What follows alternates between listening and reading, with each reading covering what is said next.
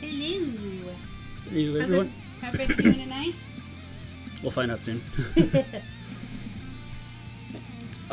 Welcome back to the stream, everyone. It's Wednesday again, talking D&D again.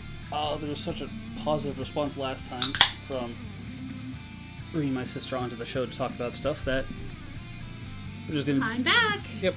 We're just gonna keep doing this. Yeah.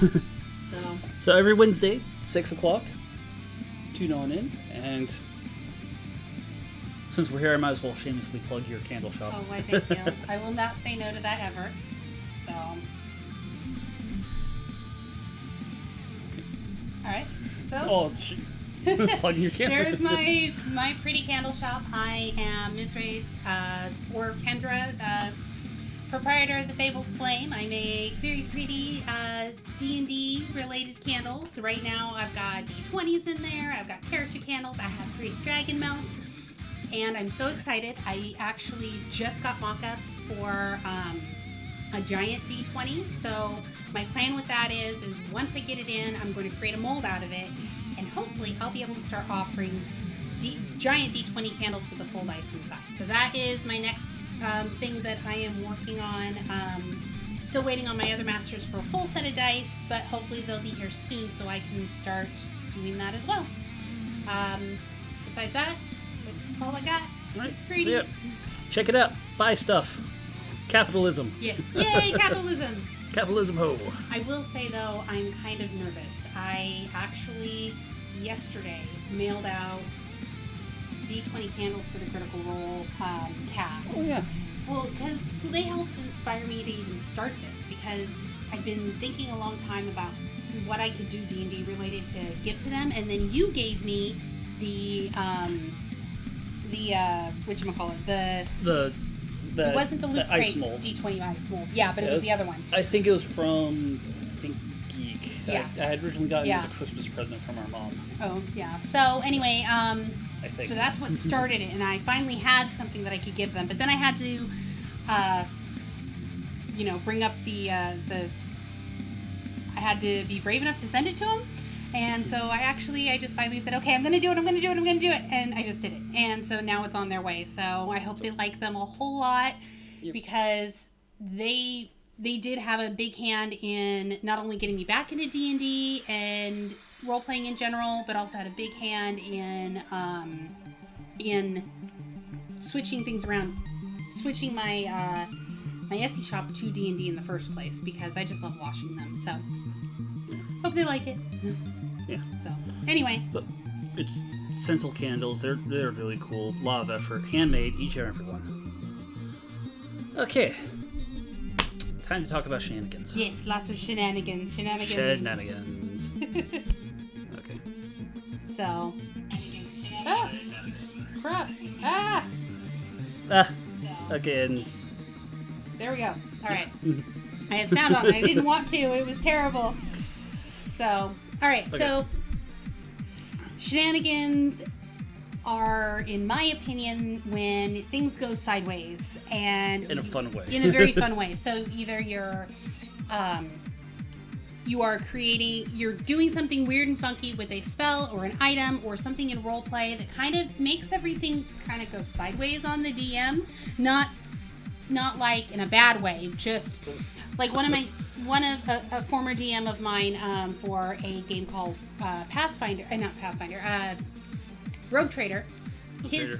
When something funky happened, he would say, "So that happened." Hello, Loco Mexicano. Hello. So that was one of my favorite phrases, because you knew something weird and fun was about to happen or had just happened. Yeah. So we're gonna talk about some weird shit that goes on here.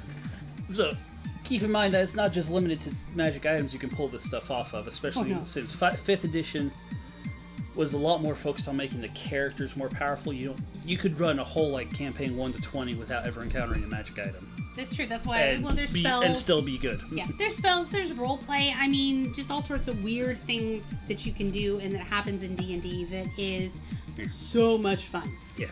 So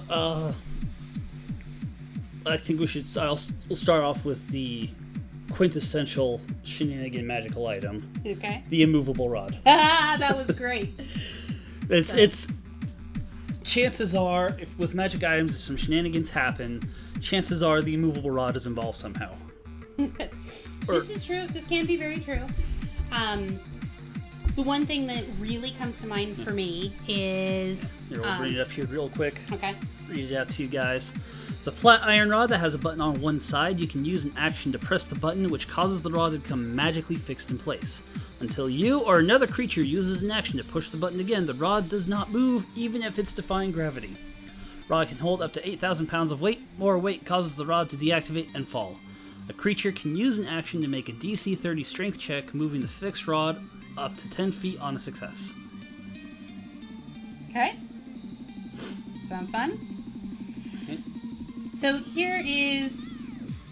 I've got a story about an immovable rod. I think that everyone has a story about an Yeah. immovable rod. But it's one that I really like. So to set the stage, this was in our campaign when we were back in California. And we came into this room that had two constructs in it, but they looked like, I guess for lack of a better term, lightning rods. They had little balls on the top and coils around them. There were lightning rods in the room, but then there were also the constructs. They came, hold on. Oh, they came after? Yeah, hold on. Oh. So, and a door at the end that had some sort of magical force field on it.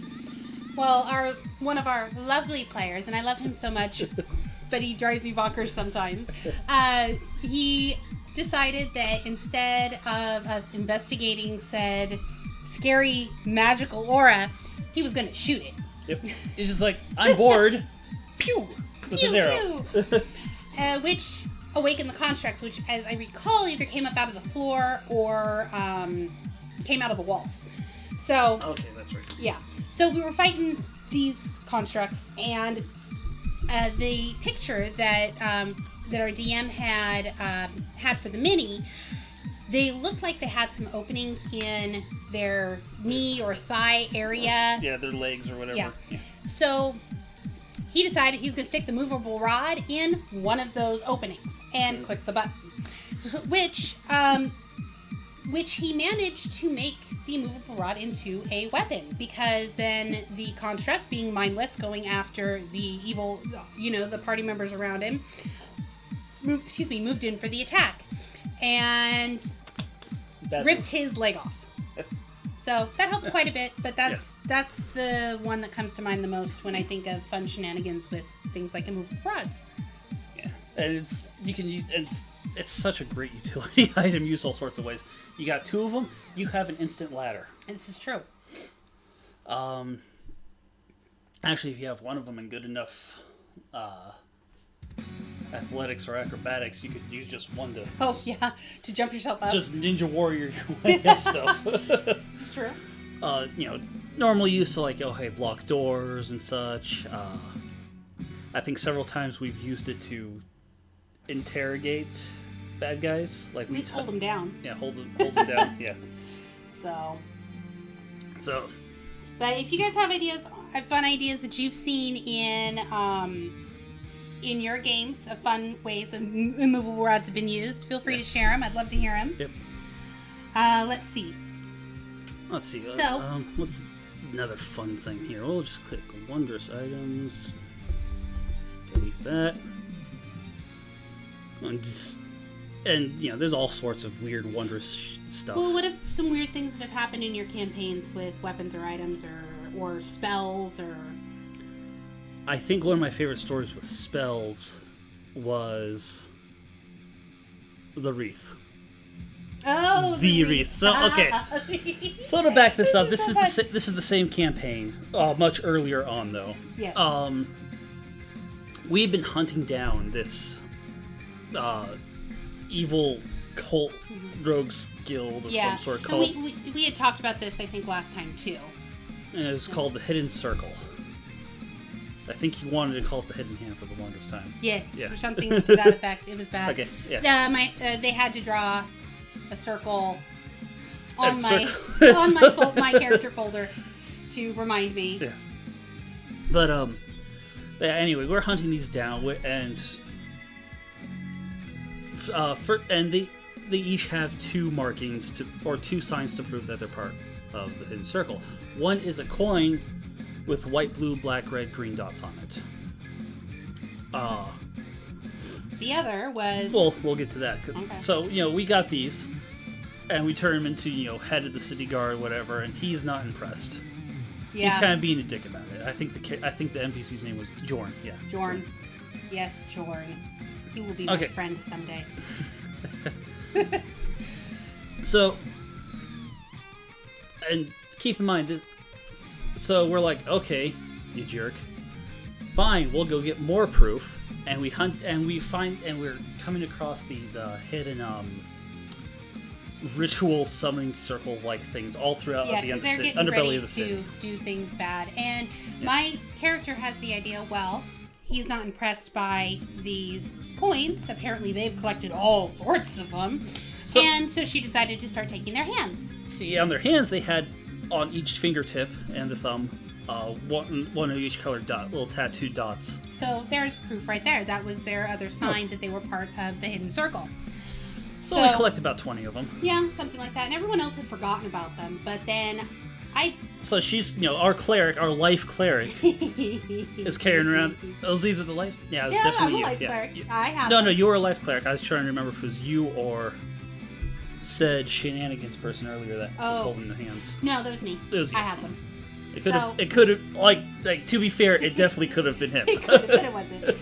So, so at that point, Jorn has been a jerk to us. He has no faith in us, even though we've been taking out all this stuff and we're cool, badass guys. Yep. And so I decided, well, I'll make him a present. And so I start making him a wreath. Well, it started out actually as a clock. I really wanted to go with a hand clock. We just didn't have time. We ran, every single time. Yes, we ran out of time. So we went with a wreath, and luckily, and as I'm I'm crafting away. I'm making a really pretty hand wreath. That's what his character's name was, Caliban. I was struggling to remember his name. Caliban. Caliban is the Shenanigans guy. Other Shenanigans, yeah. So making it pretty, and then your character and and Caliban come by. We're like, what are you doing? Making a wreath for Jorn. Oh, well, in that case. Yes. Here, I've got some stuff. I've got this Tinker tool set. Yeah. I've got some, arts and crafts. Caliban gave me the wires. And Caliban had the wires. Yes, it was lots of fun. So we made a pretty wreath. And at that point, I had the thought, well, this is going to rot. So I used preserve undead or something to that effect. It was one of those spells that preserves bodies. So I put that on the hands. Okay, cool. Well, that's taken care of. Right. Yep. But that wasn't enough. So, because we were still talking about the clock, making the clock, and we figured we needed to make the hands move. In a TikTok type thing. Right? Or like, each symbol can hold up different fingers or something like that. But then again, like Josh said, we ran out of time. So I cast Animate Dead. Wait, that didn't happen yet. Oh, no. This is when we start talking about it. Oh, you hadn't done Animate Dead yet, because we had the wreath ready made. Go out, another event happens, like the king and his family are under attack, and we rescue the king, but his wife and child get kidnapped. Hello, Moon Miss 531. Hello. No, that happened after we had the wreath already made. No, we had the wreath made, but it hadn't been animated yet. Oh, that's right. Okay. Right, you jumped ahead there. Because first it was, we do that, and then the city guard shows up, Jorn shows up. And we're like, Jorn! Or Dexter was like, Jorn, a present for you! And he, takes this wreath, and he is horrified, but trying to be polite. Well, and he hands it to one of his other guards, who promptly goes and throws up. Well, that's because I had already animated the hands. I animated the hands. They weren't animated yet. They were. Because as he's throwing up, and he throws it to the side, and you're like, okay, now I'm going to cast Animate Dead on it. And had it crawl back towards. No. It had to crawl back towards. It was at that point. No. You animated Dead on it. No, I animated Dead before that because the fingers wiggling at him is what caused him to puke. Oh, that's right. Yes. So I animated Dead before that. But yes, then he throws it to the side because he takes it off and whatever, and then I directed it to crawl to Jorn. Who kicks it away? As it was tugging on his pants, a la thing. that Shenanigans guy, Caliban, picks up the wreath, waits for his right time, and has it grab onto Jordan's cloak. Yes.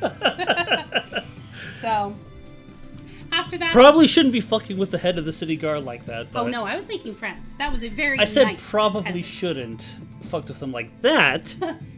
No, it was a very nice present. And I asked Jordan about it every time, and he still hadn't hung it up by the time we had ended. So it was terrible, and I was sad. But yeah. Okay, so...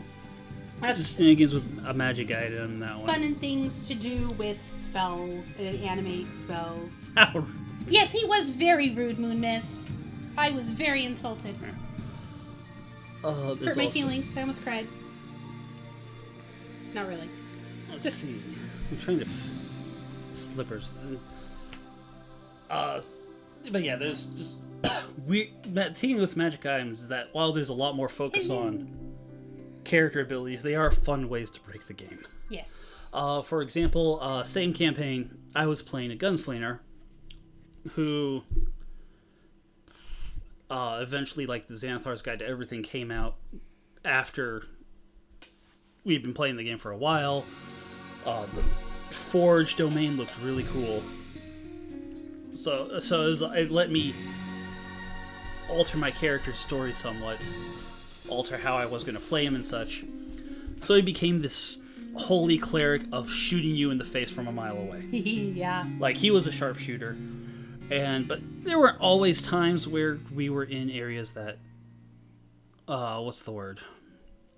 Had distance or space. Yeah. So what did I want that the nice DM finally gave me? Sniper of God, yeah. Slippers of spider climbing. While you wear these light shoes, you can move up, down, and across vertical surfaces and upside down along ceilings while leaving your hands free. Climbing speed equal to walking speed. The slippers don't allow you to move this way on slippery surfaces such as ones covered in ice or oil. So, I am now... Batman is jealous of me. I am hanging from the rafters like a bat.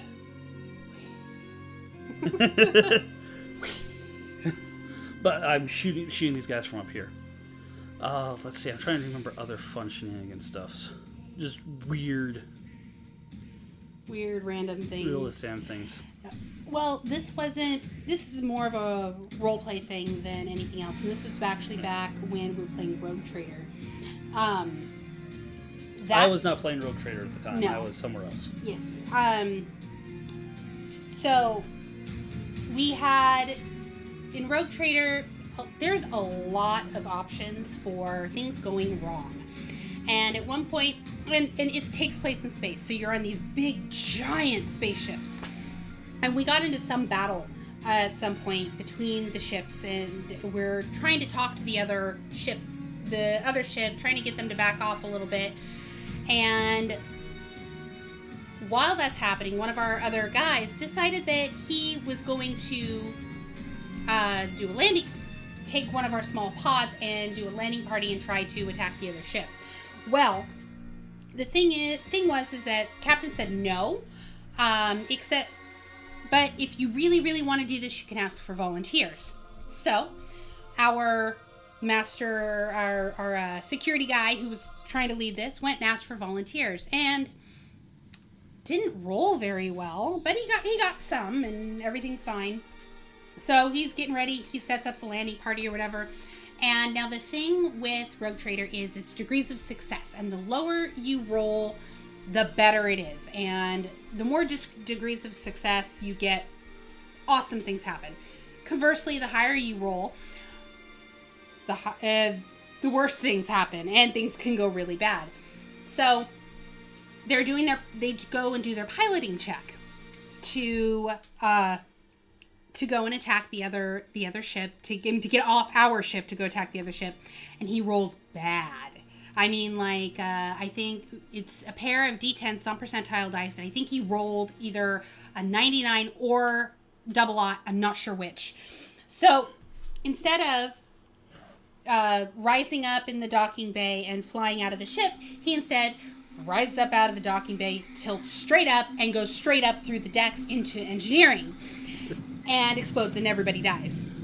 And my DM, at this point when he dies and everything explodes, my DM says, yeah, you really kind of rolled badly on getting your volunteers. I mean, your pilot ended up being a janitor. And at this point, our security guy says, so you're a janitor, eh? And then everything explodes. So that is some bad roll dying shenanigans. Horribly can be hilarious. Yes. So. I just did remember one. Also concerning bad rolls. I was part of a 4th edition campaign. Not a big fan of 4th edition, but that was like the only group I could find was playing 4th edition. I'm talking with the guy about making the character and such, and I was like, you know what? The only real available job, or for lack of a better role, the party didn't have was tank, or something tank, someone that can go in there. Go into the front lines. Go in the front lines and beat such. Things up. It's like, I'm going to be weird about this. How about a dwarf? Okay, yeah, good. Okay, a dwarf that's afraid of dying by crushing. Oh, this guy. So the story was is his name was Squishenheim, dwarven fighter or warrior, or whatever the 4th edition called it, who was his entire family was cursed to die young, like about 120. For that's young for dwarves, or it's this kind of a respect. Yeah, they're to die young. By squishing and or being crushed to death. And it's like that's the reason why he never wore heavy armor, because that's how his dad went. They thought a branch of the family thought they were safe camping in an open field. Dragon rampage, or a literal stampede, and they're just wiped out. And it's just all sorts of. A lot of stuff we just called it because, oh hey, this was squishing, crushing damage, or oh hey, he's cursed to die, or. But didn't he almost die several times? He almost died several times because he wasn't a very good tank. He was afraid of rock. He was afraid of rock because, let's see, first there was. Okay, we had to go into an underground area. Oh, good. And we came across this big old statue, and it had something to do with his character's backstory to open the way forward and such. And the rock druid in the party literally prayed to the rocks for rocks to not fall on me. Natural 1. Rocks fell on me. But you survived. I don't know how I survived, because we also ruled that. Yes, dirt. That's right. So that was that one. Then there was also later. We are fighting a white dragon, and the dragon gets a critical hit on him on its claw attack. Just like impales him, doesn't he? Pretty much impales me. The DM also played combat with a fast and dirty sort of. I want to say homebrew, but he got the idea from another book, where he halved the HP of the monsters but doubled their damage. Okay. So yeah, I got impaled hard. Mm-hmm. Or they always rolled max damage or something like that. Popping in real quick. Hello, BB girl. Hello. Welcome. Yeah. Gets impaled. He's now lying in the snow, bleeding to death. First death save comes up. Natural 20. That immediately brings me back to 1 hit point. Just all of a sudden, with this big gaping hole in his chest. He's like, I'm okay. I'm okay. How did you survive that? It was not squishing and or crushing. So, yeah, it's fun. It's even good rolls, bad rolls can be naturally also lead to all sorts of shenanigans that it can be fun to roll it into your character's backstory or roleplay somehow. Mm-hmm. Squishing him was fun. He did die eventually, just not too squishing and or crushing. Hey, he broke the curse. Yeah, he turned 120 and died to a freezing breath of another dragon. Oh, that's funny. Hey, he broke the curse. He broke the curse. Okay. All right. So, have you guys had any shenanigans or fun things? Yeah, if you got any funny, hilarious stories, we'd love to hear it. Definitely. So. And then after he died, he got crushed? Yeah, there we go. Actually, I think his frozen corpse still in a frozen chunk of ice is still sitting on top of that tower, but... Alright, so what are some other weird situations we got into? Oh, here's a fun one, and this is one where we broke you. Oh, yeah. And okay. this is fantastic. Okay, so I am running...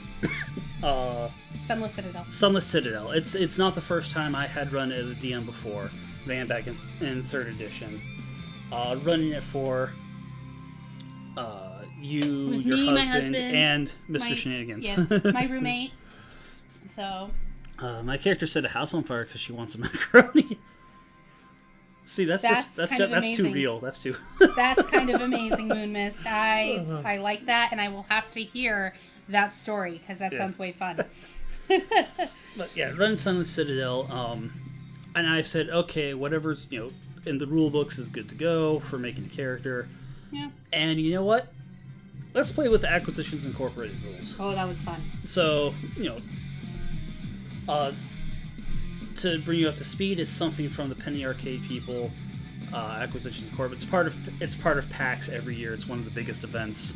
Is a game with using those Acquisitions Incorporated. But the basics of it is that we are a franchise of this big adventuring corporation. So mercenary corporation, I guess, is a good way to describe it. They do these franchises out, and basically they want to become the premier adventurers of the land or whatever. So to get us together, basically the way it started out is we were a new franchise. Yep, just popping up. We're starting out. We are open for business. We've got our business cards. We got a pretty sign on the door. We've got our little roles. I was the loremonger, so that meant I had a cool little whisper jar thing that I could whisper all of our doings into. I started out emailing myself that, and then that didn't turn out well, so I started live tweeting instead. Made it a lot easier. Yeah. But anyway, yeah. So yeah, they're an adventuring company, franchise business. Goes on the Citadels. They take care of this. Spoilers ahead if you've not played Sunless Citadel. Yeah, Sunless Citadel. Let's see. Negotiated with the kobolds. Drove out the basic goblins. Yeah. And the and incel orcs. Hobgoblins. Yeah. There was no orcs. There's the Hobgoblin. That's what it was. Yes. One of my party members mentioned that another one who's being hit on was the waitress's type. Specifically, he was her taste, which led to screaming and cannibalism. Understandable. I could see that. That sounds hilarious and terrifying. Yes, I love it. That's awesome. So let's see, cleared out the basic goblins. That's another bit of shenanigans. I don't know what caused us to start on that road. So, but we'll keep moving. No. Well, no, we got to talk about this because this was wonderful, and it goes under RP shenanigans. Yeah. So, with this, you had mentioned they were basic goblins, and for some reason, in my weird twisted brain, I conflated that to be basic bitches. So all of a sudden, these goblins had Uggs and pumpkin spice lattes, and they were sitting around the campfire. Elf spice lattes. Oh yeah, elf spice lattes. Sitting around the campfire doing each other's nails, giving each other backhanded compliments on their Uggs. They did talk about Grognak at one.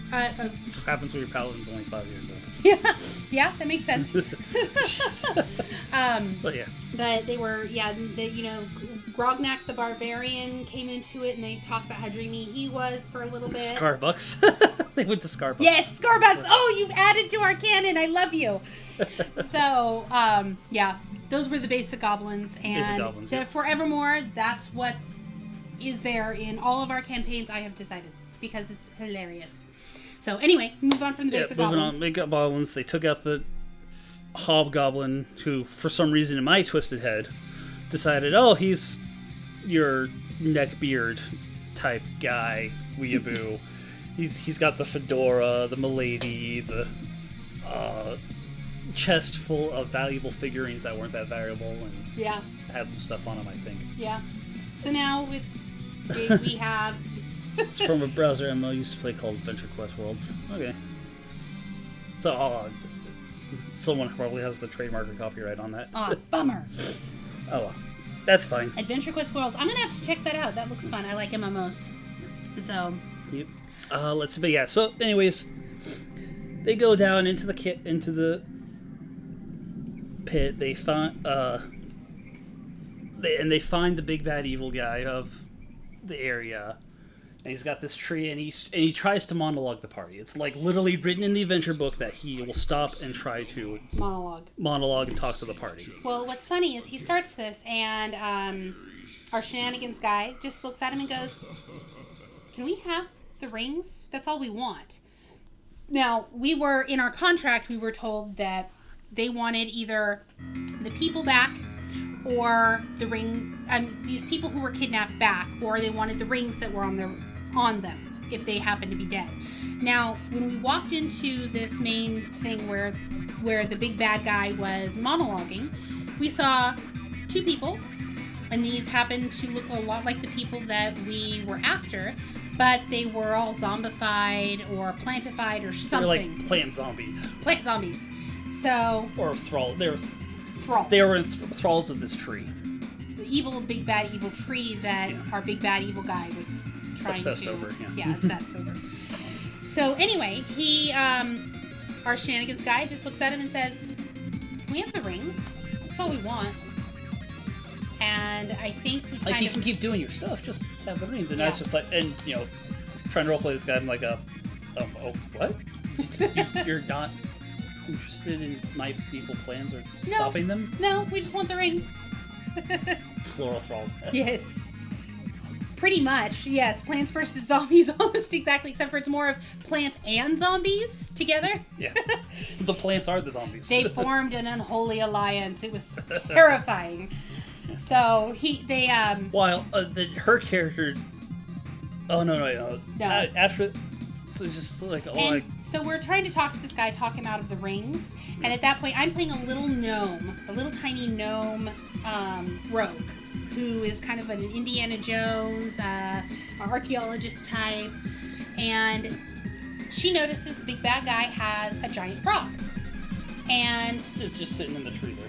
So to mess with the guy more, I asked him if I could have a ride on the frog, which.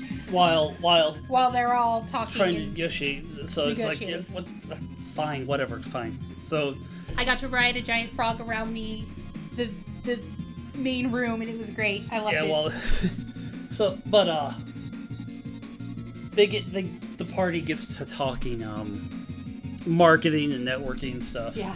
So this is just to get the rings and just try and get away with how to fight. Yeah. But it worked too well. Yeah. Because here's the thing: we were going over everything we could do as an Acquisitions Incorporated official franchise for this guy. So we were talking business cards and flyers, telling him, you're going around this cult thing all wrong. You need to, get people to want to join you. We need to advertise and talk you up. This kidnapping people and sending twig lights at people is just pissing them off, when you could easily gain tons of thralls and followers for your evil takeover if you just let us market you. And of course, we want to cut of whatever spoils you get. But meanwhile, as the DM, I'm trying to figure out how to respond to this. I didn't think this would happen this way. Partially regretting some life decisions. Make a corny mobile game ad. Yes, exactly. See, you are an Acquisitions Incorporated candidate right there. You think well. Yes, but yeah, but anyway, so looking at what how the party responds if they do this or whatever, or if they seem more impressive than the 2 thralls he already has. Yes, exactly. Sorry, go ahead. I apologize. Yeah. Just go on this left brain. You can only join this if you like nature. But instead it worked too well. He impressed them and decided, I want them as my new thralls. They got all sorts of great ideas. Now if I just keep them completely loyal to me under my command all the time, hell yeah.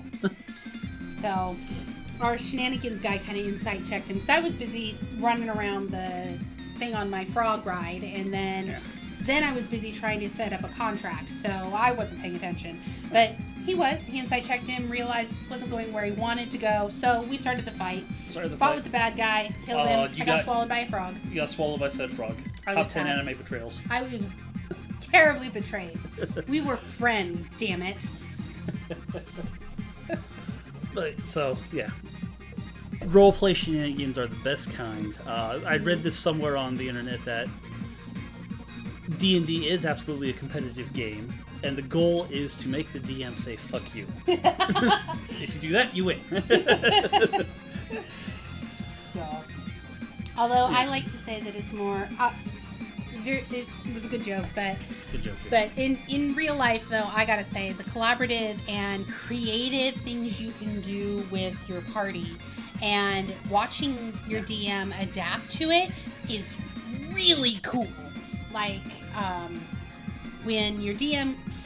I've been lucky enough to have DMs that when we throw something sideways at them, not even really meaning to, it just happens because we're weird. But definitely watching my brother here and watching my husband DM and watching them switch around and go and not only guide the party to where they need to go, but also adapt to what they're doing and working it into a story is so cool. I hope I can. I hope I can do that in the campaign I'm running now. So that's my goal. There was just remember something that's sprung to mind. We talked about the DM rolling with it. It's something I've done on occasion too to my DMs. For example, we had like a brief oh hey, summer adventure, let's just try some new characters out for a little while, and we're just exploring this town or whatever, or we're trying to track something down, and at some point I mentioned, the shop that sells hoagies down the road. Oh, yes. And she's just like, okay, yeah, you can go to the sandwich shop over there. And it's like, cool, let's order some sandwiches. Yeah. So we're this adventure party just in town, and we just order sandwiches, and that just became a place. Yeah. This hoagie shop. That became actually a place where we earned 10% discounts on lunches. Yeah. So that was pretty awesome. That was just fun roleplay taking it with some random comment that a character has made and running with it and making it a part of your world. It's just always fascinating to me watching people do that. So yes, Subway. It could have been Subway. Pretty much. He described it more as a delicatessen type thing, but definitely a Subway type shop. It was great. Yeah. So, and that was where we officially went every single time. That was the mercenary campaign. So that's not the Acquisitions Incorporated one. But that was just a summertime adventure sort of thing, and role play stuff like that all the time. Oh yeah. It just adds to the world, and it's fantastic. Yes. Well, it's like the invention of the Z-bomb. The Z-bomb, when I was in college, we had different DMs running different worlds, and we had this persistent end that was in each and every one called the Crow's Boner, because we misheard one of us saying that, it's the Crow's Bones, and someone misheard that and just became this weird, like, persistent tavern. Just everywhere you went, no matter what game you were in. That's awesome. Yeah. There was talking about, terms and things that have come through. Our healing word, which now persists through every campaign, is "Who's a good boy?" And that's because that's because of me. Yes, so that's because of you. I'm playing a bard in a party where that consisted of like a druid and 2 clerics. I was the main healer.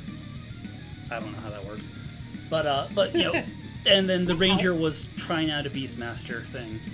Had a puppy or a dog, I should say, a wolf, whatever. It was a wolf, yeah. But we were fighting some stuff. I had cast Cloud of Daggers. The dog rolled an attack, pulled a natural 1, fell into the daggers. The druid cure wounds, pulled him out because it's druid dog. Yeah, puppies. And I felt bad, so I was like, okay, I'm gonna healing word the dog to heal, and I'm just like, who's a good boy? Yeah. So now that is the healing word. There's the second thing where the ranger then also needed a heal. Oh yeah, and that's when I. So I was like, that. Okay, he needs heals. Mm-hmm. I can't get to him in time. Healing word then, I guess. So I look towards him and say, "Who's a good boy?" So. Or word before. So that is my healing word. Is who's a good boy? Yes. I am, and they feel better. But it was because you were a Demi. No. Nope. Sansa, because in Spanish, the saying is sana, which means... Heal, butt of a frog. I love it! Oh, that's awesome. Yeah. The amazing variety of healing words out there is awesome. It's so much fun. Healing words, cutting words. Yeah. Yeah. So role play out your spells, or your abilities. Yeah, especially if you're a bard. Especially if you're a bard. The fun thing with bards is you don't necessarily have to sing or anything. So. Yeah. But. Be a pun bard. A pun bard, yes. There's a Twitter account that is a pun bard. Yes, I follow them. It's amazing, and I love him so much. Yeah. He makes me happy and brightens my day in the terrible puns, and I love them. Yeah, there's all sorts of fun ways to throw stuff in role-playing. Whenever I play a monk who's doing an unarmed strike, or I like to throw in fighting game terminology stuff or whatever. Yeah, Hadouken. Or if like, I need to travel over here, and I'll say, okay, and my guy does a spinning Tatsu kick over this way. And that's basically when Ryu has his foot out and is doing like the helicopter kick thing, or Chun-Li. It's called the Tatsu. Kikoin. Peter Voss. Yes, I agree. Kikoken. Oh, sorry. There we go. That's fine. I agree. Yeah. So puns are my favorite, and luckily I have the wonderful, terrible pun person right here with me, who makes awful, terrible puns, makes everyone groan, and I love it so much. It's a great way to break any tension at the table. It's like, wait a minute. There have been many times that this one has broken the table. Yeah. Everything had to stop. We have to laugh. So. Eventually, the DM stopped giving me inspiration for the puns. Yeah. Ran out of inspiration. So. It's just, I can't keep giving this to you. Yeah. You have inspiration all the time. Yeah. So. Yeah. So we've talked a lot about that, all the fun. That says you need to lighten up. Oh, that's awesome. I love it. That makes me so happy. Lighten up. You need to lighten up. Kill someone with fire. Guess you couldn't stand the heat. Yeah. Sorry, I'm gonna just giggle maniacally now. So we have. Arm him with the frying pan. Oh my god. See, now you got him going. Now we're in trouble. Oh, there's been so many times. There's been times when I've like started a new campaign with strangers, and I just like, I'll see an opportunity for a pun, just be like, I want them to like me first. And there'll be until I can't take it anymore, I have to say something. But I do not do well in holding back my puns. I tried. You fail your Constitution saving throws on a regular basis. I don't think that's con. I think that's wisdom. Constitution. Wisdom. If That's you wisdom. Don't do it, it might be wisdom, but I think it's Constitution because if you don't do it, you'll explode. Yeah. Who Right? doesn't like a good I pun? agree I know, right? with you completely. See your pun post on Facebook. Yeah. Welcome, 415. There we go. So, alrighty. So we've kind of talked shenanigans and things like that, but we did promise to build a new character with the chat. You're right. So with that, I hope you guys brought ideas and ready to go. Now, last week we talked about a magical girl warlock. I was thinking, do we want to do that? Or what do you guys think? What do you guys want to build today? We did get a lot of requests for the magical girl warlock. But if you'd like to try and build something else, something themed around a certain idea or whatever, or something ridiculous like, let's see how high we can make his initiative score. But, alrighty, so I guess we can go with the magical girl for now, and see what we're gonna do. A caring Goliath. A caring Goliath. Ooh, that sounds fun. That too. Yeah. All right. So, Sailor Moon. Yes. All right. So this is one thing we plan on doing this with you guys each week. Is we'll talk about something like shenanigans, fun stories, things like that, and then we want to build a character with you each week. Just not Goliath scare. Goliath scare. Okay. But we want to build a character with you guys each week because one thing I really enjoy is collaborative building. And I had so much fun creating the urban druid with you guys last week. So we'll do that. My original plan for this was to just build a weird character every week anyway. So well, there we go. So I think we could actually combine these two ideas. Let's do that. Let's do a magical girl Goliath warlock. Have I read the guide? Fair, not nice. Okay, so all right, then in that case, let's get right onto it. Okay, so we're going to do a super caring magical girl Goliath warlock. All right. It's got natural athletes, so naturally athletic. And you know anime better than I do with this, so... So it's a little outside the norm. Usually, when it comes to magical girls, they're either good at everything but not fantastic. Mm-hmm. Just generally all around good. Or they suck at everything and are kind of dumb. But, they're still the honest good girl or whatever. Okay. So I guess in this case, we'll go for the more, decent at everything, but not amazing. They care about stuff, yes. Stone's Endurance, though, that works because often they'll take a hit, but then, get back up. They're, your main magical girl is the kind of person that takes a hit and gets back up. Okay, perfect. Powerful build. I don't know how. It's not really a magical girl thing, but I am now imagining this big, tall, giant Goliath-looking dude in the stereotypical magical girl outfit. So have fun with that image in your head. I think that'll be cool. just big old giant bulging muscles and a skimpy outfit. I love it. Oh no. Mountain board. They're acclimated to high altitude. Yes. Magical Girl Stronk. Yes. So. And they're mountain born. They can take high elevations, which works because they're flying over cities all the goddamn time. Oh, there we go. Perfect. So okay. All right. Move on to class. So this would be a warlock, definitely. This is my understanding of it is magical girls get their powers from another being. Usually from another being. Sailor Moon has the stones gives her from the power of the moon. Okay. Did you change the name to Strunk? Not yet. Oh, okay. We'll do that at the end. We'll do it at the end. BB Girl called it. It's going to be now Magical Girl Strong. Usually it's also or they ran into some sort of animal. Mm-hmm. magical girl should love making pancakes. We can put that in there. Put that in there. Hey, it's a caring magical girl. Yeah, So the caring magical girl makes pancakes for the shows party. people that she cares about them by making them pancakes. There we go. Yes, I like this. Okay, but yeah, usually, but it's with the magical girls, it's a fated encounter that gets in their powers. With Nanoha, she found a hurt ferret that actually wasn't really a ferret, and stuff happened, and she got a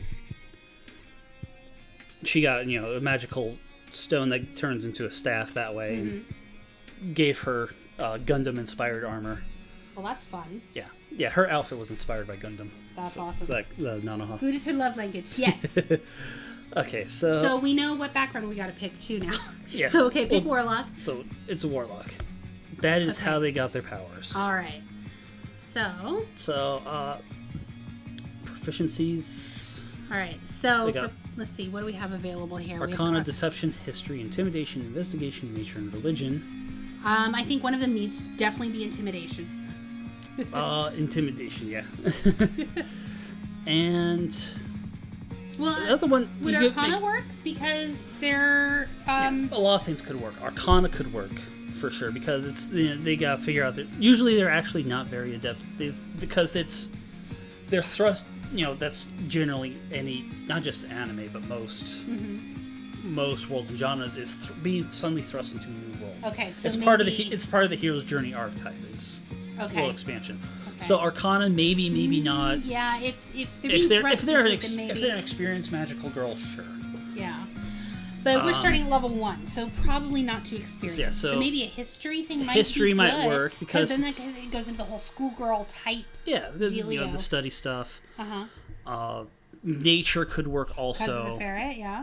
Nature yeah. the ferret. Well, the ferret wasn't naturey. It wasn't exactly naturey. Is Oh, you're talking about in the anime. in that the you're anime, talking yeah. about? Okay. He disguised himself as a ferret, but he wasn't actually a ferret. But I could see where naturey would work for that because. But yeah, naturey works. Because if our magical girl found She's a some some kind sort of person. animal, Yeah. caring, kind, helps animals as they are. I like that. Let's go with nature. Let's go with nature. They're a caring, kind person. Yes. Okay, and level 1, we need our patron. Okay. All right, so our choices are Archfey, Celestial, Fiend, Great Old One, Hexblade, and Undying. For this one, I'm going to say let's rule out the Hexblade. Okay. Why? Hexblades tend to be more combat style mages to get in there. Their benefits go straight to their weapon with them. They can get a bow, but it's all about their packed weapon. Okay. And Well, such. and that's what I was Or not wondering packed weapon, on but this because hex someone weapon. last week mentioned saying their sword comes out of their crown or whatever, so their weapon or their special thing comes out of their bracers or whatever. You could have magical girls that I guess do that Hexblade in that regard. Actually, Okay. and there is actually some magical characters in the magical girl animes that would fit that. Okay. But for this case, we're going for our stereotypical main character. Ah, okay. So that's a different thing altogether. Yeah. So would So Archfey or Celestial? I think Archfey and Celestial would do it. You could go Great Old TRX, One for. yes. You could go for the Great Old One, also for the telepathy, and that's just kind of funny to think that Cthulhu gives Goliath magical girl powers too. Because that's what Great Old One is. It's based on Lovecraftian stuff. I'm not too familiar with Undying. I don't think that would fit too well in this case. So what do you guys think? Archfey or Celestial? Archfey, Celestial, or Great Old One. Cast your boots.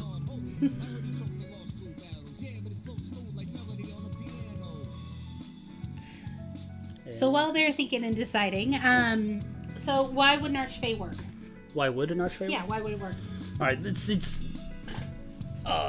story-wise, is they get their powers from a powerful Fey being of some sort, like Oberon, King of the Fairies, or something like that. Okay. Or Titania, Queen, or whatever you can think of. These are magical people in charge of their Usually out own of the magical Feywild, kingdom. that kind of thing. Yeah. So actually, it fits kind of perfectly. This being from another world can grant Okay. magical powers. Hey, our bullshit from our world is now interfering with your world, so we're going to give you powers to... Hello! Hello, Iron Hands. Thank you for joining us. Yay, thank you for being here. So, okay. So, kind of like a Zordon type thing. That's one way of looking at it. Puck, yes! Who else will pick? Yes, I like that. Okay, let's do... I love that, and let's do Archfey. Do when some Puck Archfey, is their patron. Alright. I love Puck.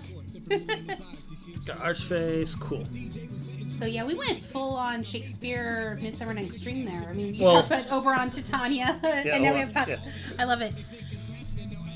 Okay, so let's see. So stuff that spells that a magical girl would have. Lovecraft, he was a sacred mess. That's A scared mess. Yes, he was. So I would think Eldritch the quintessential Blast, Eldritch Blast, because yeah. that's their glitter beam. Yeah, Right? yeah, that's their special beam. Then something else that would be totally magical girl related. Not so much friends because they turn hostile after. That's what the spell says. Yeah. Now, how about Mage Hand? Wouldn't that be? I don't know the tropes, but would that be something that would? Yeah, be Mage acceptable? Hand would be acceptable. Prestidigitation would be acceptable. Oh yes, because then she can. Is that the one that you can make pretty sparkles and things when she does her transforming thing? So yes, she So should there have we go, prestidigitation. Or would that be thaumaturgy? She doesn't get thaumaturgy. Warlocks don't get. It's right. Oh, I missed it. Okay, No, yeah. no, Okay, so it's not there. prestidigitation. So yeah. So they can pick. Boom. Yeah. All right, and then we need Sparkles. sparkles. Yes, all the sparkles. What have I been signed up for? Because I have no idea what's going on. So we're making a character.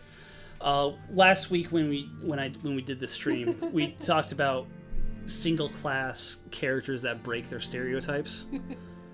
And one of the ones that came up was Magical Girl for the Warlock, and we got a lot of requests. You got a lot of requests for that. I had a few on people Twitter. ask me to do that. No one talks to me on this Twitter. time. So You should pick a Goliath. Goliath down. You look tired. yeah, yeah. Okay. So yeah. So anyway, So, yeah. so that's where we are. We're building the Warlock with you guys, the Magical Girl, and then we'll do something weird and funky next week too with you guys. So. Yeah. Next week we'll focus on dropping this a little early. Next week we're going to focus on homebrew magical gear stuff. Yes, and then of course we'll build another character with you guys. Yeah. So. But we'll also build some sort of magical item to go with it. Oh, that'll be fun. So all right. So first level spells. okay. So let's see. You got lots. Fairy of Fire. options. Yes. Oh, yes. You Fairy are absolutely Fire right. is an absolute option. Yes. Sleep is also an option. That's something else you'll see is, oh, hey, I need to put all these citizens to sleep so that, whatever, they're not watching the fight and recognize my very recognizable face hidden only by a tiara. Yes. So sleep is an option. I think Fairy Fire. Fairy Fire. I think Fairy Fire. I'm just going through the list here. Charm Person's also an option. Oh, no. Armor of Agathis is We're an still option. here. We're still here. Baby girl. I think it might be on your end. Try hitting refresh. Oh no. Oh no. Yep. We're still Oops. here. Hitting the wrong buttons there. Okay. Still there. Thank you, Azefia. Yeah, we're still here. So. Okay. So yeah, hit refresh. Or yeah. Okay. You're back. Hey, welcome Yay, back. welcome back. Okay. Phew. Thought we Hey. lost you. So Okay. Okay, so we're looking at first level spells, right? Yep. First level spells. Yeah. Armor of Agathis. Arms for Fedara, as hilarious as that would be, doesn't really quite fit. Well, I mean, it could because they do also have binding magic. And Arms of Hadar, I think, kind of does that. Well, briefly. I would think Armor of Agathis would fit because that would, I think, you could say that's part of their transformation, maybe? Quite late, but hello, friends. Hello, Melody Pond. Hello! Oh, welcome! Hello! So, all right, so we've got... We were looking at Armor of Agathis, Fairy Fire. I really think we should do Fairy Fire. All right, we'll do 'cause Fairy it's Fire sparklies. level 1 here. Okay. Actually, oh, hey, we got 2 spells. Whoops. All right, in that case, we'll also... No, not Hex, not X. That's not our deal. Okay, and then do Sleep as well? We'll do Sleep, yeah. Okay. Okay. That's level 1. Let's hit abilities. Let's go. Weren't we just going to do Standard Array again? Just Standard quick Arrays and are easy? point I mean, blank. I will say I prefer to roll my stats. That is my favorite method of all. Armor, Yes. I feel like this is satin. Satan's tutu. Yeah. Or satin tutu? Satin. Satin tutu? I think it... Satin? Did you mean Satan? No, I think she meant satin. Satin is a satin tutu because it's the material of the tutu. Yeah. Yes. What did I come in on? We are making the magical girl. Yes, we are making the magical girl. So, but anyways, as I was saying, I really prefer rolling stats. It's my favorite. I like the randomness of it. But for this, since we're kind of trying to... Ooh, is command an option? I don't think so in this one. That's more of a divine magic, I think, as far as Yeah, 5E's it's not on concerned. the list yet. So, Or I think it's not a warlock spell at any rate. yes. So So, okay, get to the description.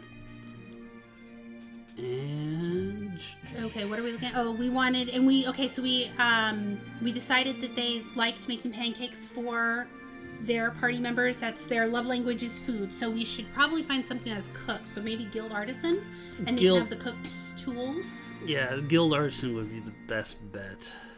Let's see. Guild artisan / guild merchant, yeah. And Melody, just to catch you up a little bit, so we decided to go. We're doing the magical girl, and then we have a Goliath that's the race, and then their patron is Puck. The is an archfey, so we've got that going. Yep. And then all right. Yep. Yeah, we got spells down too, and then I just went with celestial for the language. Okay, that works. So that works. Yeah. Okay, so let's level her up a couple times because warlocks are weird in that they get kind of two branching options Okay. for how they build. I mean, invocations aside, gotta go home. You'll be back later. Okay. And if we're not on, don't worry. The VOD is here on Twitch, Yeah. and I'm gonna back it up to YouTube as well. Thank you for visiting us. We love you. So. Not Sylvan? Oh, that's right, a better right. idea. Yeah, that's a better idea. Especially I because forgot it's about Archfey Sylvan. patron. Yeah, I forgot about Sylvan. Yes, you are My bad. absolutely correct. Oh, you're at work right now? Well, hope you're Yes. enjoying the end of your workday. So, but yeah, if we're offline, you can always catch the VOD here on Twitch for like a couple weeks. I do back it up to YouTube. Links are down below or on the what tab was that? It's on another tab on your phone. Yeah. Like in the app, but yeah. So, Okay, so let's all right. see. Before we hit Eldritch Invocations, let's go ahead and hit the Pax Boon. Okay. It's because like every level you can swap out an invocation. So Okay. yeah. So. I'm ruling out Pact of the Blade. Like, yes, you could like summon your magical staff out of, midair and such and all that. Mm-hmm. Kind of bummed you're gonna miss next week. Oh, we'll miss you. That's okay, but again, Yeah, we'll miss you, but we'll back it up for you. Yeah. So we'll have it available over on YouTube, so that way you can still join in on it. Join in on the fun. Yeah. Cryocore, hello. Hello. So okay, so we've got. So, ruling out Pact of the Blade, that leaves us, both of these are viable options, Chain and Tome. Now, why are we ruling out Pact of the Blade? Because I think it's kind of cool to be able to pull your magical staff out of your crown or your braces or something. But your whole focus is to be blasting Eldritch Blast and such and all that. The quintessential magical girl is ranged. She's not... She's usually not a fist fighter, except for one of the Pretty Cures who they got into combat, but they didn't have magical weapons. They literally beat enemies with their fists. Okay. So, alright, so we're looking at Chain and Tome. We're looking at the stereotypical. Okay. So Chain and Tome, both are viable options. With Tome, that gets you your book for more magical stuff. I think with that, you could actually get Thaumaturge. I think? Let me check. Well, let's Pact of the Tome. Choose 3 cantrips for any class's spell list. Okay. Yeah, catch these in. So this could get us the cantrips we're missing. Pact of the Tome. Okay, got it. Along with other. But the other one, you can get your little familiar. You can get your familiar. So you can have the Sailor Moon kitty cat. Yeah, the Sailor Moon kitty cat. Magical Fist Off. Yes. Yeah, it's one of the Pretty Cure. I don't know which one. There's like 8 million Pretty Cure series, but there's one. It's just they had two girls, Cure Black and Cure White, and when they transformed, they literally beat the shit out of their opponents. That's fun. But I think I like Una. I like the kitties better. Like the kitty cat. Yes. Okay, so let's go on to our invocations. Or not necessarily a kitty, but I mean like a magical familiar. I like that idea. Let's see. This one comes only with Pack the Chain. You can also speak through your familiar in voice. I guess maybe if you wanted to in-game have a reason to have your cat talk. You could do this. You could do that, and that way you can roleplay your cat. Yeah, roleplay your cat. So you can do that. Or whatever. Actually, that's a good question. What form should the magical girl familiar be? Oh, you've got options. So whatever world you want to, copy off of or make of your own. Let's see. With Pact of the Chain, you could go with the sprite. It's that becomes one of the options. You just could have a sprite. Yeah. You can have the cat. You can have a bird or a fox or ferret. It's whatever fits. A cool. So, oh, there we go. I like that. I love cool little pseudo dragon. Pseudo dragon too, because pseudo dragons are awesome. Well, then let's do a pseudo dragon. Let's pick that. Pseudo dragon, yeah. Yeah, you do whatever. Okay, you do. Oh, we don't pick it on here. Yeah, you don't pick it on here. You just say what it is. Okay. You just look up the Find Familiar spell for the rules on that. It's a huge spell. Yeah. There's a lot to it. So I'll just leave that one. So then we need another option. And we should choose something that buffs our Eldritch Blast abilities. Because that's still gonna be our be our main thing. That's our sparkle beam. Your sparkle, yeah. Okay. The ones that do that are Agonizing Blast, Eldritch Spear, Grasp of Hadar, I think Lance of Lethargy as well. Or the Repelling Blast. Blast. I like the Agonizing. Well, I don't know. Agonizing Blast makes it so that your Eldritch Blast, each beam deals damage equal to your Charisma modifier. That's fun. Let's see. Eldritch Spear, I think, extends the range to 300 feet. Yeah, there we go. Well, that might work, because if they're ranged... yeah, if they focus on range, that's... Yeah. Let's see what else we got. It was, what'd I say? Grasp of Hadar. Agonizing is cool. I think we should go with Agonizing. Grasp of Hadar pulls people closer to you. Lance of Lethargy slows them down. Repelling Blast pushes them away. I think we should go with Agonizing. Go with Agonizing? Yes, then there's super powerful, sparkly beam of energy dealing, damage dealing, hurdy sparkles. Yep. Okay, and then also we hit level 3, so we actually got to learn one more first level spell, and we can now learn a second level spell. So we'll choose one more first level spell. What else did we say was good here? Yeah. How far away are most enemies, though? I would think they would be in range of an Eldritch Blast usually, right, though? What's the range on Eldritch Blast? 150 normally. 120 150? to 150. Oh, then... And Eldritch Blast puts it up to 300. Okay. And then actually, if you want to be even crazier, you could get a feat that doubles the range of your spells. Oh, yeah. But really, you could be a literal spell sniper. I have played that far off the map. Yeah. Yes, you have. So with 150 feet, though, that means they could reach most enemies across a map. Yeah, so it's not... Okay, yeah. So, got it. That's if you wanted to snipe something, like, from a hill. Trying to think what other cool stuff to use. I think you should pick the Armor of Agathis, because then she has her special...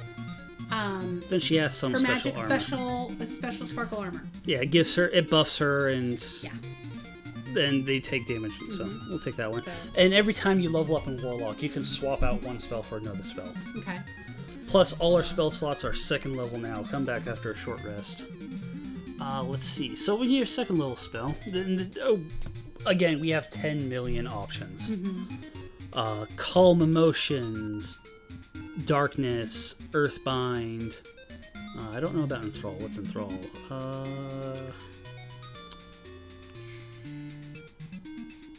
No. Maybe Enthrall. Maybe Enthrall. I would think something like Flock of Familiars, Hold Misty Person. Step might be. I'm thinking Misty Step might be good. Because can't they like bounce themselves across through battles, or is that not a magical girl thing? That's some. It's not so much a magical girl thing. No? Later on, they've got high level. Hey, take me to another plane of existence, teleportation. Oh, that kind of thing, but not so much. Not so much that one. Okay. Yeah. So. Maybe another ray, so something like Ray of Enfeeblement. Nah, not so much ray. That'd be a green sparkle energy blast type thing. Warlocks, can't wait to play one yet. I agree. Yes. Yeah, you have to. Warlocks, I think, of all the classes, you need to think ahead. You have to think ahead about how you do it because their cool stuff and customization comes from their incantations or invocations. Hello. 0G, hello. But I agree with you, BB girl. And if you play man? a warlock, you gotta tell me about it. I want to hear all about it because I love people's characters. Yep. So I'm actually thinking though Hold Person because they often have magical girls often have binding magic. Okay. That holds them there. So so we've got that started. That's by level 3. Yeah. So I think we've got a pretty awesome warlock here, and with a little twist on it. But it's a Goliath warlock who's a Pact of the Chain, received her powers from a Puck the Archfey, who is pure chaos himself. So I think that's really fitting. And he's going to be releasing this Warlock Goliath across the world, and she is of course has all her pretty magical powers, and so don't they generally try to save the world, or that's generally they're saving their town and moves on to the world. Is to save protect her town. Okay, so and that's why she would be adventuring. Yeah. Moving on to starting equipment, any simple weapon will do. I just grabbed Great Plug because that's Goliath funny. You could also do staff. I think a staff would be cool. Actually, let's do staff. We're going to do quarterstaff. Arcane Focus Crystal, because the staff usually has a crystal inside it. Scholar's Pack, they're a schoolgirl. Yep. Yes, I agree. Another option for a simple weapon. Maybe a javelin? Could be a javelin. Or a sling. Why not a sling? And that's think like that's string and that's not like really a thing. No. Okay. Would a dagger fit? Go with a dagger. You can't go wrong with. Well, she's already getting 2 daggers. Whoops. Yeah, you can get some more. So up to 3 daggers. Could be hand axe, hammer, light hammer. Okay, why? That's because that's also partially in line with our magical girl theme. Big beefy thing. Okay. No. So, all right. So then we're picking cooks. Okay. There are too many daggers. I agree with you. I am right there with you on that. Okay. Cooks. So cooks utensils because she makes pancakes for her friends. Letter of. Okay. So that's fine. Alrighty. There we go. So we now have. Oh, we've got more? No, it's just equipping this stuff. Okay. So we now have our. Ta-da! And her name is Stronk. As I recall, that's what we named her? Yes. Yep. So, Magical Girl Stronk. Magical Girl Stronk. So we will share it. Is there a way to share this so that if people wish to use this build, they can? I can do that. Yes! See, that's why I wanted a sling. Oh, David Ann. See, I didn't think that. Okay, whatever. But how? Okay, so that's is there fine. A way it's a simple weapon. We can share this with people. I can kind of do that. I will go ahead and copy and paste that link. Okay. For your viewing pleasure. Yes. And if you want me to bring up the other ones, go ahead and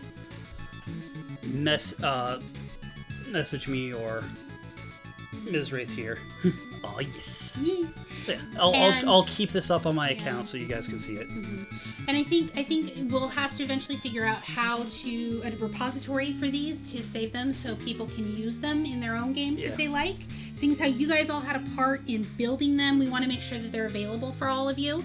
So that'll be something later down. I'll go ahead and figure it out. I'm gonna get the other 2 characters that were made and yeah, throw them on here. And we'll put them together and allow you guys. That way, you guys have access to them, and of course, be able to adapt them to your own worlds and your own games. Because I think that's awesome.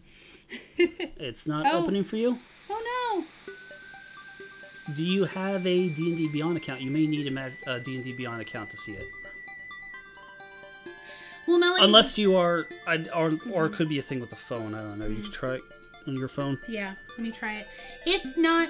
Yep, it's coming up as webpage. Okay, it's on the phone. Okay, so instead, copy the link. You can... I think you can just hold down... Here. Nope. Okay, so I'll get it figured out, and we will make these available. Apparently, this is going to be delayed just a little bit, but yeah, we'll make it so all these characters are available for you guys. So oops, for those of you, yeah, I'm going to put the links in now for those of you that aren't on phone at least. Then, my characters. I want to share pal here. Thanks, guys. Y'all rock. Oh, you're welcome. Yeah. Thank you.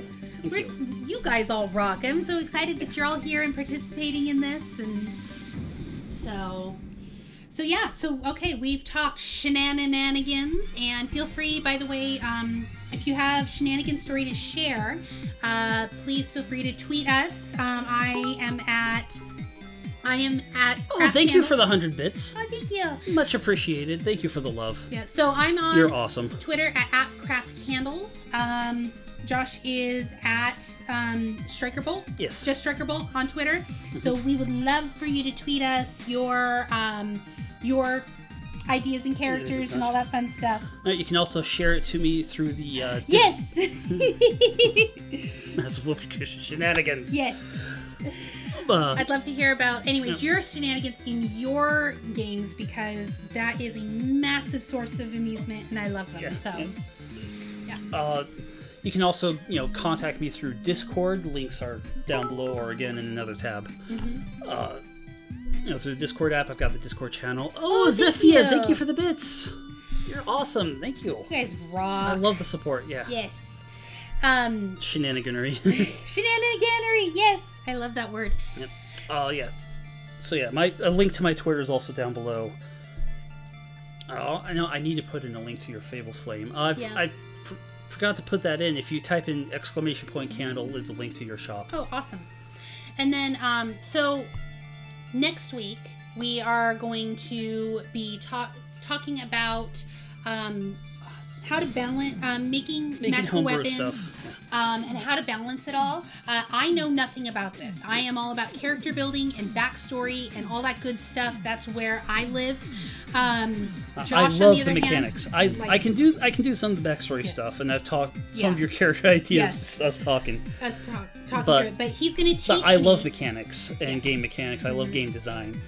I think I might be confident enough next week to make some magical items with you guys that's fine and balanced. Yep. So he's going to teach me. He's going to walk me through the process of creating a magical item, and then and then once we get through that and we figure out some names and stuff like that and create it, we also of course will make another D&D another character with y'all. So feel free over the course of the week to tweet me your ideas. Shenanigans. Yes. But feel free to tweet either of us your ideas on what type Twitter. of weird, random, sideways character you'd like to create next week as well. Yep. Discord's also an option. Join it. Let's create a Discord community here and throw ideas at each other. Yeah. Because it's all about collaboration, because that's the whole basis of D&D anyways. So, So, giveaway. Okay, also next week we are going to be... I'm going to figure out how Moobot works in doing a giveaway contest. So we're going to be giving away... We're going to give away one of my D20 candles, and then another person... And these, again, will be to people active in the chat. And another person will get a set of dice as well, because I have a set of dice for you guys. I'll take pictures over the course of this week and you tweet them out, have them up here. That way you guys can see them ahead of time. And yeah, so we'll have two presents for some lucky winners next week. Yep. So yeah, definitely tune in if you win and these candles are super dope. They really are. But yeah, I just have to, on my end, I just have to figure out how to make the moderator Moobot do contests for me. Well, you have a week to figure it out. I've got a week to figure it out. Because we're gonna do it. So I think that's it for today. All we have. Yep, that's all we have for today. I will not be. Yay! I will not be streaming tomorrow. I have a medical appointment. So by the time I'm done with that and get back, it'll be way past streaming time. So I won't be streaming tomorrow. Pokemon will come back on Friday at 5 o'clock. I'm moving up my streaming time to start earlier so I can play longer. Candle? Yeah. Yep. Yep. And one of you guys are gonna get it. Yep. You guys are gonna win it, and then one of you will get dice. So. Yep. But yeah, keep tuning in. Please support Josh in his streaming, and we'll talk more D&D next week. And support Kendra with her candles. Oh, thank you. And she makes awesome candles. Yep. Actually, type in here. If one of you can type in ! Candle. I can do it too. I can do it too. It's a link to the page. It's okay. There we go. There we go. So, all right. And we'll go from there. Oh. And you all jumped in on that. Yay, okay, thank you. There we go, though. There's the link from Moobot. So, all right. I think you guys are fabulous and wonderful. Thank you so much for joining us. Thank you again for the bits. And Melody Pond is Zephia Troll. Thank you, Iron Hands, for following me yesterday. Yes. And good night. And thank you again. Tell your friends, and we'll see you next week. See you next week. Bye-bye. Bye.